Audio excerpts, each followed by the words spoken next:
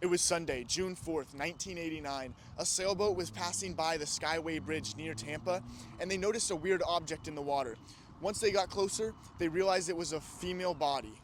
The sailboat contacted the Coast Guard via radio, and when the Coast Guard got on scene and was able to examine it, they found out that the woman was gagged with duct tape, bound with rope, and had a rope tied to a 30-pound cinder block attached to her neck. The woman was naked from the waist down. Before the Coast Guard could even get back to shore, they got a call for a second victim found in the exact same circumstances. They got a third call of the same thing. So, when the Coast Guard was on their way back with all three bodies, the police and homicide detectives, everyone was already at shore waiting on the Coast Guard to arrive with the remains. When they did arrive, they unloaded the bodies out of their body bags and they photographed them and documented any kind of injuries they saw, but they didn't see much. There were no gunshot wounds, no stabbings. The seawater had washed away any bodily fluids, any kind of evidence that they could find there. So when they brought the bodies ashore, upon looking at them, they were severely decomposed. The medical examiner estimated they had been in the water about 3 days, but this was June. Florida is very hot. The waters were close to 90 degrees, so it had sped up decomposition, and the bodies were severely bloated beyond recognition. They didn't know who these individuals were. They took the bodies in for an autopsy, and they still were not able to identify these women. No one had reported them missing, so they remained unknown for several days. Once the bodies were brought up to shore here in Tampa, the police had a chilling feeling that it was very possible that these women could have been thrown overboard while they were still alive. They had to wait on an autopsy to be conducted before that was confirmed, but in the end, the coroner did say he found water in the lungs of all three victims, indicating that they were thrown overboard while they were still alive and had a concrete brick tied to their necks. On the morning of June 8th, one of the workers at the Days Inn contacted police because there had been a mom and two daughters that had checked in several days ago, but their room was untouched. There was luggage still in there, the beds hadn't been slept in, the towels hadn't been used. When the worker at the hotel had seen news about three bodies being found in Tampa Bay, he was concerned that it could possibly be the three ladies that had checked into the room. The police showed up and they sealed off room 251. They got the names of the three individuals that were staying at that hotel, and they called the husband of the woman who was in Ohio, and he got dental records for his wife and two daughters and sent them down to police in Florida, and it was confirmed that the dental records of his wife Joan and his two daughters, Michelle and Christy, matched the remains of Jane Doe 1, 2, and 3 found here in Tampa Bay. They searched the room for any evidence that could have been found. They found photographs that were helpful because it helped create a timeline of Joan and her daughters. So Joan, Michelle, and Christy were here in Florida on vacation, and they were from Ohio. They lived on a dairy farm, and this was their first big trip that they've ever been on. None of them had really left the dairy farm, and their trip was initially to Gettysburg, but they decided to be a little more adventurous and come down here to Florida and Tampa Bay. Right here in front of me, we have St. Pete over here, and then right there is Tampa. So Joan, Michelle, and Christy's first stop in Florida was up here in Jacksonville, and they went to the Jacksonville Zoo. Police found photos of them at the zoo in the hotel room down in Tampa. From Jacksonville, they drove down all the way to Silver Springs, just outside of Ocala, where they did a glass-bottom boat tour. And then from there, they came across state and ended up in Daytona Beach, where they spent some time driving up and down the coast here.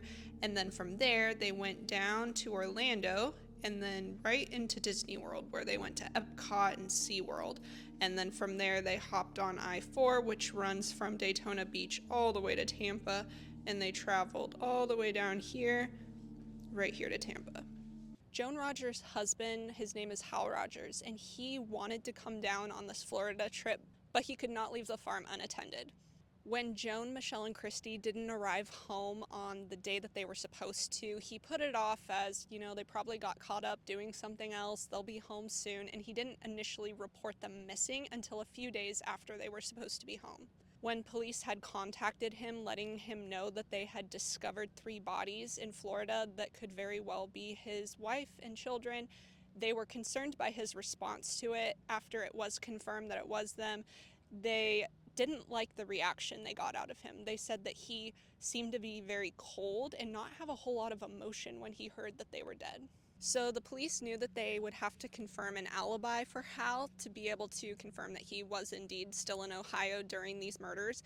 And so they went to the restaurant that he said he had breakfast at and dinner at that evening. And the waitresses, people at the restaurant, they got multiple sources saying that yes, he was indeed here eating that day. So it was confirmed that he was not in Florida at the time of the murders. So Tampa Bay has changing tides and currents all the time out here, and so police, after finding the bodies, they asked the University of South Florida to do some research on the tides and currents that were most likely happening during the time of the murder so that they could determine where in all of Tampa Bay were these 3 bodies dumped in the water. After getting the results from USF and the autopsy results, they came to the conclusion that these 3 women were dumped out of a boat in the middle of Tampa Bay. They were not dragged into Tampa Bay, they were not dropped off of a bridge, but they were all dropped off in the same location. Right now we're heading to the location of the Days Inn, where Joan and her 2 daughters would check in the morning of their murder.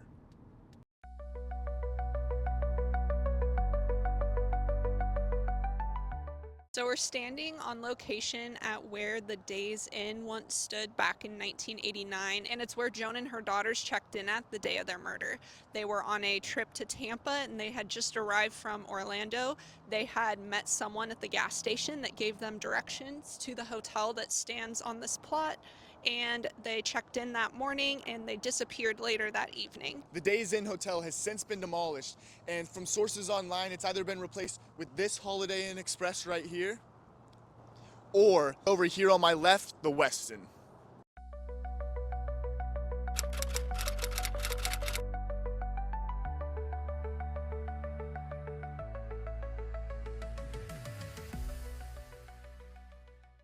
Right behind me is the parking lot where Joan's car was found locked and undisturbed. But once police got into the car, they found 2 pieces of evidence, and one would solve the case. So the 2 notes found in Joan's car were crucial evidence to detectives. The first note that was handwritten in the car was directions to the Days Inn that Joan was supposed to be staying at. And then the second note was directions to the boat dock where her car was found. Police sent both of these handwritten notes to be examined, and the first note came back to an unknown individual. They didn't know whose handwriting it was on the note, but the second one that had directions written to the boat dock, that was confirmed to be written by Joan herself. So investigators believed that whoever gave her the directions to the hotel and had written them down must have given her verbal directions to the boat dock that she was taking note of. Now, this first note written by the unknown individual basically would solve this case later. The handwriting was so distinct on that note that police knew that if they could only figure out who wrote that and match the handwriting, they would most likely have their suspect, because they believed whoever Joan got directions from invited her to the boat dock and was like, hey, I own a boat in Tampa. Would you guys like to come out and see some views of Tampa Bay this evening? I can take you out. And they were probably like, yeah, sure, that sounds amazing. Thank you. So on the first note, the directions to the hotel, it said Days Inn, Courtney Causeway. I'll throw an image on the screen as well. But there were 2 things that really stood out to investigators that made this handwriting so unique. I did my best to imitate it, but the Y's. The Y's had this weird, like, rainbow, almost loop at the end of all of them, and the handwriting analysis said she had never seen anything like that before. The second thing that the handwriting analysis noticed was that this individual used uppercase T's in the middle of his words. The handwriting analysis said that just between those T's and the way that the suspect makes his Y's, that it would be very, very easy to determine if another sample was written by the same individual if they ever got a handwriting sample from a suspect, because she would be able to tell by these Y's and T's that, yeah, that's the same person. One other key detail that was included on the note that Joan wrote with the directions to the boat dock was that she also wrote the colors of the boat that she was going to be looking for. On the note, she had written blue and white, something like this. So whoever the suspect was, they were looking for someone that had owned a blue and white boat at the time of the murders. With all of the evidence they had so far, police believed that whoever lured Joan and her daughters out here to their deaths was the person that gave her directions earlier in the day. So not much was known of what Joan and her daughters did the day of their murder. The only thing that is known is a couple calls were placed outgoing from their hotel room, and one of them was to Busch Gardens to get information on the park. There was no evidence that was found that they ever did go to Busch Gardens. And then at 7:30 that night, there was someone in the hotel restaurant that recognized them. So it is suspected that from there, after dinner at 7:30, they headed to these boat docks that we're on our way to meet with the stranger that offered them a boat ride. On this boat dock where I'm standing, Joan and her two daughters would board the white and blue boat described in the handwritten note. Joan, Michelle, and Christy were lured out here by what they thought was a kind gesture from a stranger. They thought they were going to go on a sunset charter around Tampa Bay. 2 weeks before the murders, police learned that there was a young tourist from Canada visiting the area, and she had reported being sexually assaulted. She said the night before the incident, she was at a 7-Eleven gas station with a friend when a man approached them. They struck up a conversation, and this man invited them to join him for a boat ride the following day on Tampa Bay. Now, the woman agreed to go, but her friend that was with her did not want to go, and she said that this individual actually became upset and annoyed and almost angry that her friend declined the offer. But she showed up the next day and met this man for this boat ride. This man took her out into the middle of Tampa Bay, where he then sexually assaulted her. She said that she was bound with rope and that he held her captive on the boat until it was nighttime. And once darkness had come over Tampa Bay, he drove her close enough to shore that she was able to jump out and swim. Police found her story very, very interesting because they were looking for a man that had lured 3 young women out on his boat and killed them. And they also knew, based on the note found in Joan's car, that the boat they were looking for was going to be a blue and white boat, which is exactly what this woman described. The woman gave a description of this man, and they were able to generate a composite sketch, but they did not get any leads off of it, unfortunately. So after a few years, this case had stalled, and police kind of didn't have much left to go on, but they thought back to this note and how unique this handwriting was. So they had the idea of, we have nothing else to lose, why don't we try to see if anybody recognizes that handwriting? Let's release it to the public. They actually got photocopies of the note that was found and posted it on billboards all throughout the area. And they were just hoping that this handwriting was unique enough that somebody would recognize it. It was this tactic that broke the case wide open. They got a call from someone that used to be a neighbor of a man, and she said that the handwriting on the billboard looks exactly like her neighbor's handwriting. That neighbor had owned a construction business and had done work for her, and she had a receipt that he had filled out. She sent the receipt that she had left over to detectives, who then sent that receipt to the handwriting analyst, and they compared it to this note. And the handwriting analyst came back saying, absolutely, yes, it is the same handwriting. Police were absolutely elated and shocked that this actually worked, and they finally had a name for their suspect, and it was a man named Oba Chandler. This is the house of Oba Chandler. While he was living here, he committed the 3 murders. So Oba Chandler's house was located just over there across in Tampa, and his house had access to Tampa Bay. It backed up to a canal, and that's where he kept the boat that police later discovered was a blue and white one, and it matched the description found on the note in Joan's car. After committing the 3 murders, Chandler abruptly left Tampa and moved to the Daytona Beach area on the east coast of Florida with his wife and his young daughter. Later, his neighbors here would describe him as a nice, kind man who was a contributing member to the society, and he would even offer boat rides to kids in the neighborhood to go fishing. Police discovered that the boat that Chandler owned was a blue and white bayliner, which matched the description of not only the woman who was sexually assaulted, but also the note found in Joan's car. But police knew they needed more evidence than just the handwriting, so they re-examined the brochure and they found a palm print. When they compared the palm print to known records of Chandler's, they confirmed that it was a perfect match. After this confirmation, the authorities started surveillance on his home in Daytona and tapped his phone line.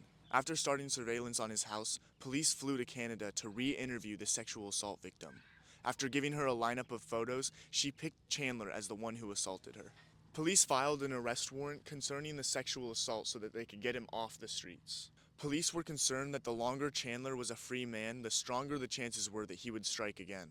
They didn't file charges for murder on Chandler yet because they wanted to wait until they had stronger, more concrete evidence. Surveillance of Chandler had increased dramatically. They had a command post set up inside of another home in his neighborhood. They had 24-hour video surveillance on his house, and when he left his house, they even had aircraft fly over to follow him. On the day they had set to arrest Chandler, he walked out to his car, got in, and drove out.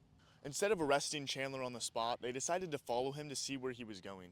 He started heading north towards Georgia, but somewhere along the way, police lost sight of him during a storm. A week later, back in Florida, the police found him at a gas station and took him into custody without incident. While being arrested, Chandler asked the police what he was being charged with, and they told him sexual battery.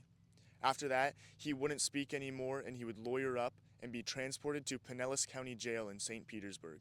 Before the police questioned him about the 3 murders, they wanted to get more evidence. Police already had the matching handwriting, a matching palm print, the description of the blue and white boat, and a photo of Chandler picked out of a lineup, but they still wanted more evidence.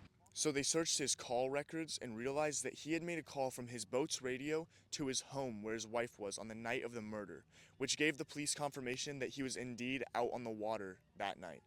Chandler's trial began in September of 1994, 5 years after the murders. Chandler denied all charges. He simply said he met the tourists, gave them directions, and never saw them again. At his trial, Chandler had took the stand and claimed that on the night of the murder, he had gone out on his boat, experienced some engine trouble, and placed a call back home to his wife, letting her know that he would be home late. The jury didn't believe his story, and after 5 minutes of deliberation, came back with the unanimous decision that he was guilty. Chandler ended up getting charged with 3 counts of first-degree murder. Chandler was executed on November 15, 2011 by lethal injection. The execution took place at what was Florida State Prison and is now known as the Union Correctional Institution. He declined to make any final statements, but he left a written note with prison officials that said, "You are killing an innocent man today."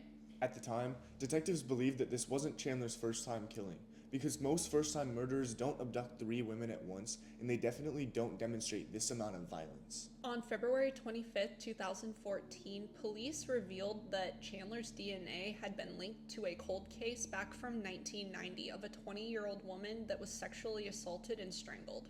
One of the things that stood out most in this case is that someone that seems so normal and so active in the community could have such a dark side to themselves. Chandler had a wife, he had children, he had a business, and even the neighbors spoke highly of him where he lived when he was arrested. So it's just crazy that someone that just seems so ordinary is capable of this amount of violence and evil.